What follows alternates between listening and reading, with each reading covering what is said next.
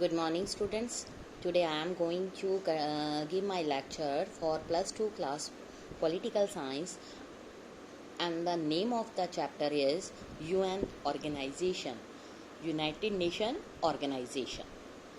My topic is why international organization. इस page पे मैं दो कार्टून्स आपको दिखाने लगी हूँ. Look at the cartoons. ध्यान से देखो बेटा, इसमें क्या लिखा हुआ है. जून 2006 इज़राइल ने लेबनान पर अटैक किया, saying that it was necessary to control the militant group called Hezbollah. Large number of civilians were killed. Many public buildings and even residential areas came under Israel bombardment. UN passed a resolution on this only in August, and the Israel army withdrew from the region only in October. Both these cartoons comment on the role of UN and Secretary General in this episode. UN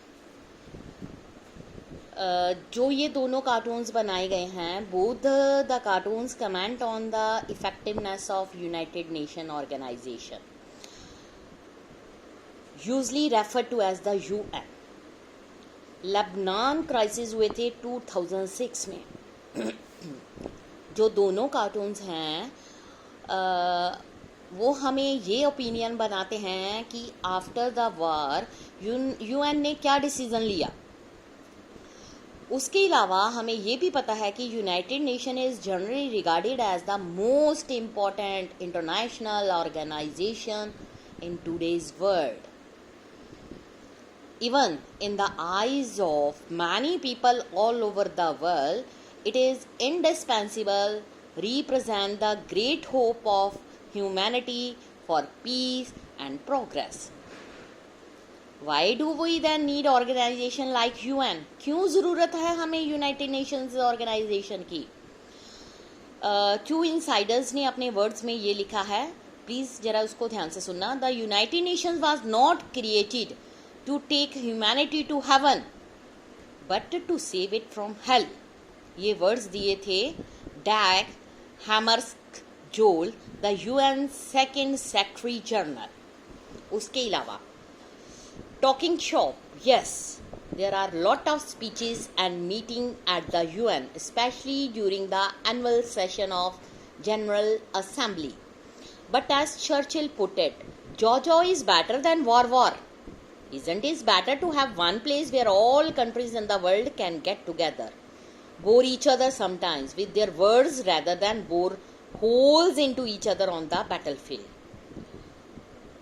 Shashi Tharoor, the former UN Under Secretary General for Communications and Public Informations. ये जो दो ऊपर quotes बताई गई हैं, इसमें कुछ important suggest किया गया है. इंटरनेशनल ऑर्गेनाइजेशन जो हैं, not the answer to everything, but ये फिर भी हमारे लिए इम्पॉर्टेंट हैं. International organisations war and peace के मैटर्स में बहुत ज़्यादा हेल्पफुल हैं. ये कंट्रीज़ को ये हेल्प करती हैं ताकि वो एक दूसरे के साथ कोऑपरेशन कर सकें और अपनी जो लिविंग ऑफ स्टैंडर्ड है उसको बेटर बना सकें. बहुत सारी कंट्रीज़ जो होती हैं उनमें कन्फ्लिक्ट्स एंड डिफरेंसेस आ जाते हैं, लेकिन इसका ये मतलब नहीं है कि वो ये कन्फ्लिक्ट्स उनमें वॉर के लिए रिस्पॉन्सिबल हैं. They can discuss in discussions contentious issues, find peaceful solutions. ठीक है, इसके लिए पीसफुल सॉल्यूशंस भी फाइंड किए जा सकते हैं. इंडीड ये भी नोटिस किया गया है कि मोस्ट जो कन्फ्लिक्ट्स एंड डिफरेंसेस हैं वो वार के बिना ही सॉल्व कर दिए जाते हैं. इस लेवल पर जो इंटरनेशनल ऑर्गेनाइजेशन है उसके रोल बहुत ज़्यादा हेल्पफुल है. इंटरनेशनल ऑर्गेनाइजेशन एक सुपर स्टेट नहीं होती, बट इसके अलावा ये ऐसी सिचुएशन क्रिएट करती है जो कि अलग अलग स्टेट होती हैं वो इसको रिस्पॉन्ड करती हैं. ये तभी बनती है जब स्टेजेस जो हैं एग्री होती हैं इसकी क्रिएशन के लिए. एक बार जब क्रिएट हो जाती है, ये स्टेट्स के मेंबर की हेल्प करती है कि जो भी उनमें प्रॉब्लम अराइज हुई हैं उनको पीसफुली सॉल्व किया जा सके। उसके अलावा जो इंटरनेशनल ऑर्गेनाइजेशन होती हैं वो एक अनदर वे से हमारे लिए हेल्पफुल होती हैं।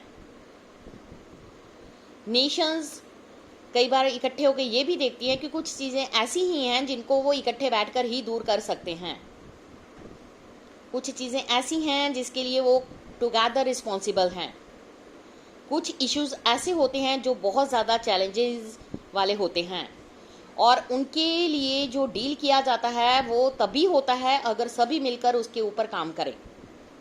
फॉर एग्जांपल डिजीज़ेस, जो कुछ डिजीज़ेस होती हैं उनको इजीली इरेडिकेटेड किया जा सकता है अगर पूरे वर्ल्ड में सभी एक दूसरे के साथ कोऑपरेट करें, इसकी जो वैक्सीनेशन है वो ढूंढने में हेल्प करें। और take global warming and its effect, atmospheric temperature जो है वो राइज करता जा रहा है बिकॉज कुछ केमिकल्स हैं जिनको क्लोरोफ्लोरोकार्बन्स कहा जाता है वो इंक्रीज होते जा रहे हैं। सी लेवल को भी डेंजर हो रहा है क्योंकि उसका जो टेम्परेचर वो भी राइज कर रहा है।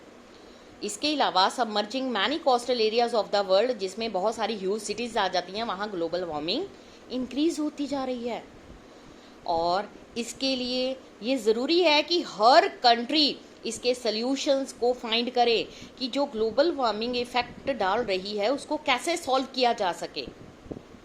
बट इन द एंड अगर हम बात करें मोर इफेक्टिव अप्रोच ये है कि warming itself, so it require at least all the major industrial powers to cooperate। इसमें एक और बताया गया है इंटरनेशनल मॉनेटरी फंड, ये भी एक इंटरनेशनल ऑर्गेनाइजेशन है जो फाइनेंशियल इंस्टीट्यूशंस के नाम से जानी जाती है और ये जो है regulations that act the international level. EMF has 189 members country, 12 अप्रैल 2016 तक जो भी अपडेट था उसके according. But her member state है वो इक्वली इंजॉय नहीं करती। टॉप 10 कंट्रीज जो हैं उसमें 52% उनकी वोट्स होती है। वो G8 के मेंबर्स होते हैं, इसमें आ जाते हैं US, Japan, Germany, France, UK, Italy, Canada and Russia.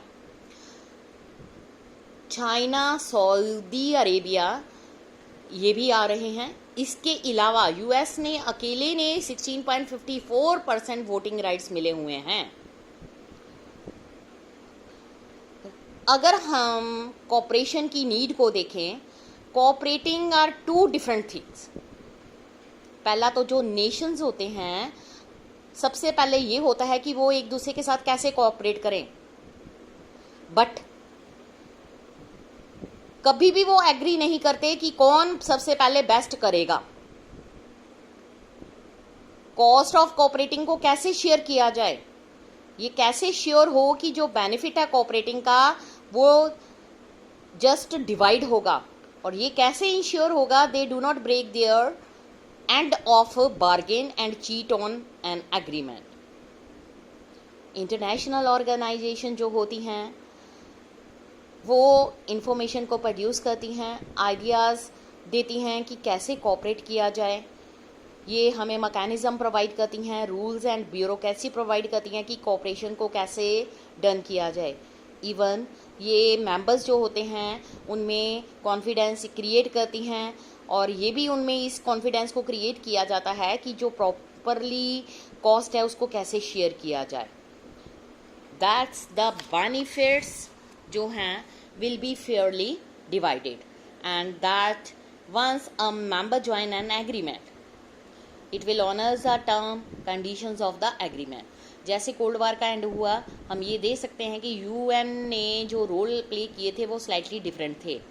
United state और इसकी जो अलाइज थी उनको जीत मिली थी, ठीक है। बहुत सारी गवर्नमेंट्स, पीपल, वेस्टर्न कंट्रीज जो थे वो US के साथ हो गए और पावरफुल बनते गए, ठीक है। उनकी जो विशेष थी, उनकी डिज़ायर्स थी, उन पर किसी का भी चेक नहीं था।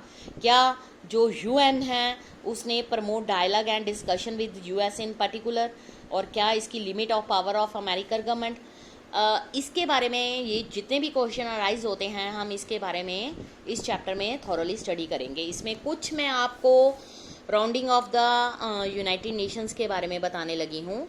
1941 August, signing of Atlantic Charter by the US President Franklin D. Roosevelt and British PM Winston S. Churchill. 1942 January, 26 allied nations जो थी fighting against the Axis power meet in Washington DC to support the Atlantic Charter and sign the Declaration of United Nations. 1943 December, Tehran Conference Declaration of Three Powers, US, Britain and Soviet Union. 1945 February, Yalta Conference of the Big Three, Roosevelt, Churchill, Stalin decides to organize a United Nations conference on the proposed world organization. April May, the 2 month जो है long United Nation conference on the international organisation of San Francisco.